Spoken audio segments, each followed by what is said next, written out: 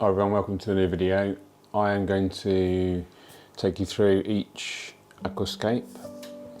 Let's have a general chat, updates, stuff that's going on, stuff that I've been thinking about lately. Yeah, hope you enjoy it. So I'll just go through my kind of daily routine first of all, which is adding liquid fertiliser and feeding the fish. So I'll do the liquid fertiliser first. So it's quite simple, it's 1 squirt in here, 2 in here, and then 4 in here.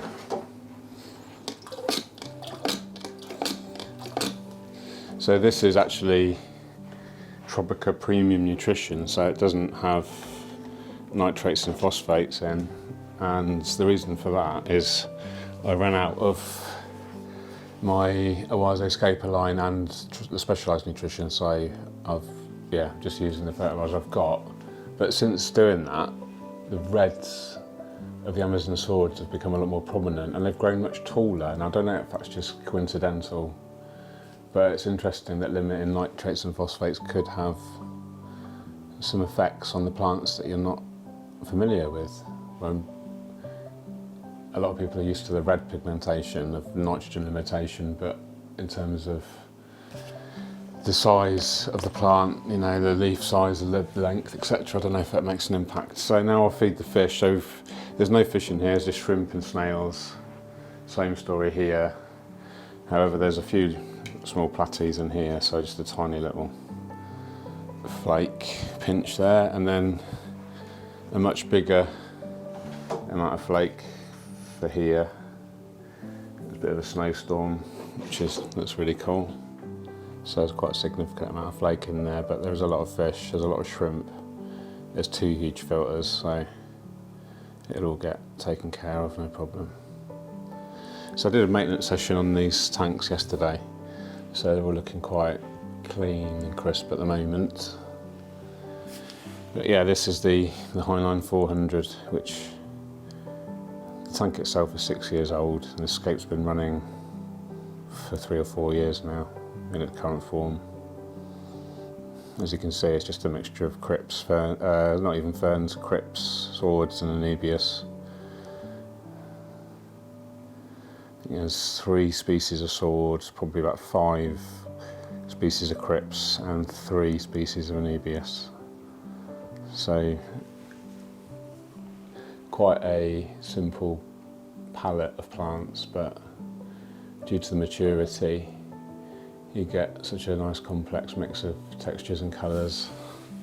Mainly tetras in here, there's a pair of angelfish, a couple of fine foxes, there's a couple of gobies in there as well, hatchetfish, corydoras, lots of shrimp. So I did actually clean the rocks in this yesterday, and I also upturned a few of the rocks so the algae side goes underneath and then the other side is clean, and just repeat that process every couple of months or so. The reds of the swords are beautiful. This is a mixture of red diamond and hormonio red, and on my left you've got the ocelot green. And I remove probably about 20 leaves on average every week in total of the crypts and the swords. The anebius just thins out very occasionally every few months or so. I could probably do with thinning some out around here. This is getting very overgrown.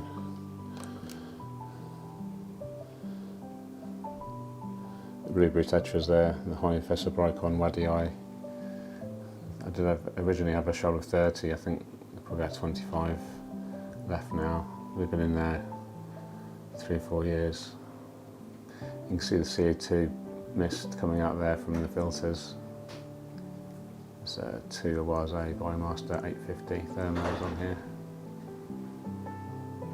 Hi darling, I'm just doing some filming. How's your walk? So one of the things I've been thinking about is the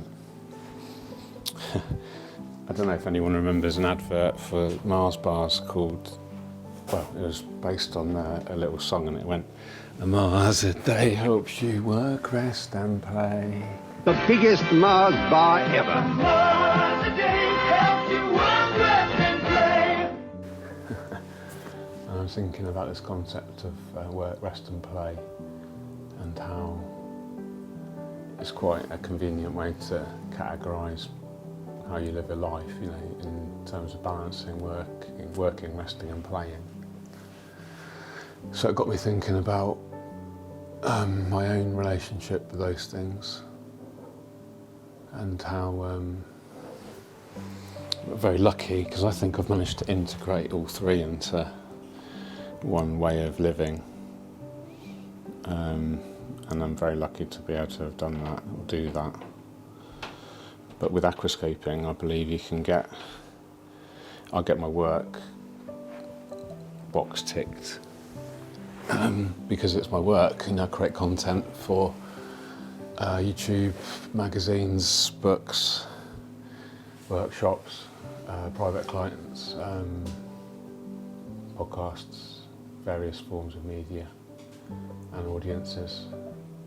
So that's the work. And then the rest is, I actually find like maintenance restful. Some people may see that as work, or tell me, but I find it restful. And then the play is just getting your hands wet and having fun in the tank, you know, moving things around, taking things out, adding things, feeding the fish.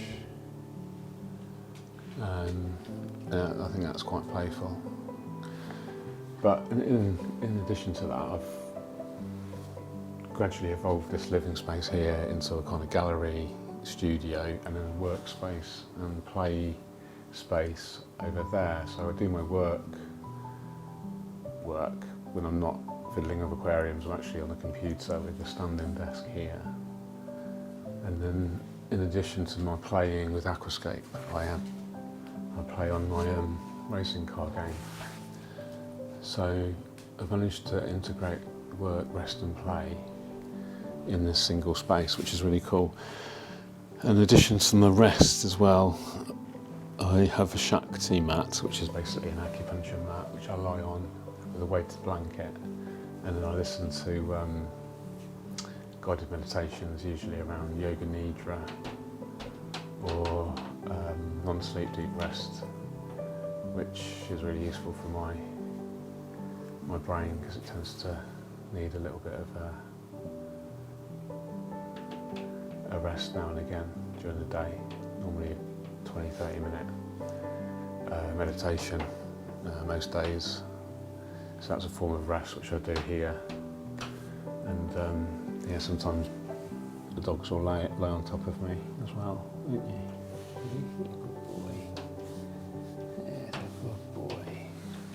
So I think dogs are a little bit sad because one of our friends' dogs passed away recently, and yeah, it's really sad because these guys played with them a lot. We went for walks with them a lot. So, have you been rolling in something? Oh, Tommy, what is that? That stinks. What have you been rolling in? Oh boy, right.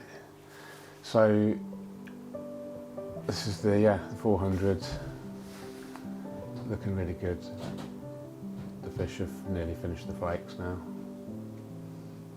But any leftovers that are collected, the corridors will get to, or the flying foxes or the shrimp. There won't be any uneaten food. There's plenty of snails in there as well. I don't mind snails, you know. Quite useful. Dutch tank is looking not very Dutch, apparently.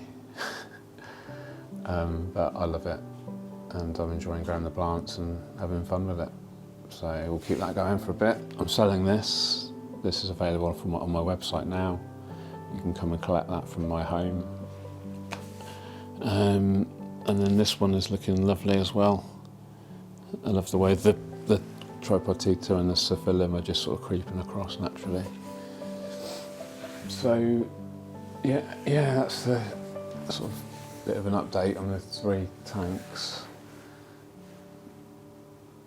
I'm getting a Scapeline 90 soon, hopefully, and I think I'm going to try in Brazilian style in that, because it's something I've not done at home before. I've done a client, and I've done Tropica Live created an aquascape in real time on a live stream. It's about 4 hours on the Tropica channel, so you can check that out if you want. But yeah, Brazilian style, so this will be moved, and then I'll probably put these two together over here, and then the escape line 90 here. And then I've got 2 more of these to set up. So these are also available to set up with me as a workshop, one-to-one. So check out again on my website for that if you're interested. So work, rest and play, you know, have a little think about your own maybe balance. And it doesn't even have to be a case of like at work. You can get elements of play and rest at work, I would suggest, you know, so yeah, it depends on where you work and what your job is, but I'm sure there's, you know, if you're working with other people, there's always a form of, hopefully there's some play there. You can have a laugh with your work colleagues. You can make little games out of work tasks, that's what I do, like give myself, I don't know, 20 minutes to do a task, give it full attention and then do it to the best of your ability, and then give yourself a little reward at the end. Yeah. So let's have a close-up of some of the plants, shall we, and the fish, because they are looking pretty magnificent at the moment.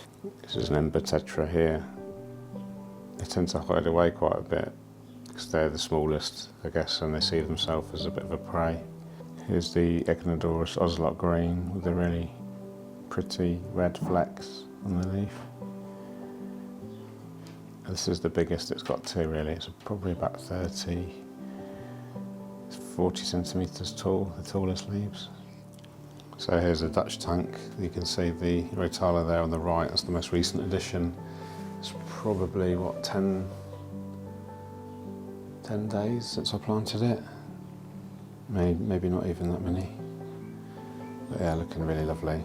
Adding a really nice, obviously a bright red. The Starogini Street, looking pretty epic. I added a crypt to the background, not sure yet, but just as an experiment. And then the Nymphoides japonica, the broadleaf. We've got the Cryptocoryne moyoya there, which is the brown plant.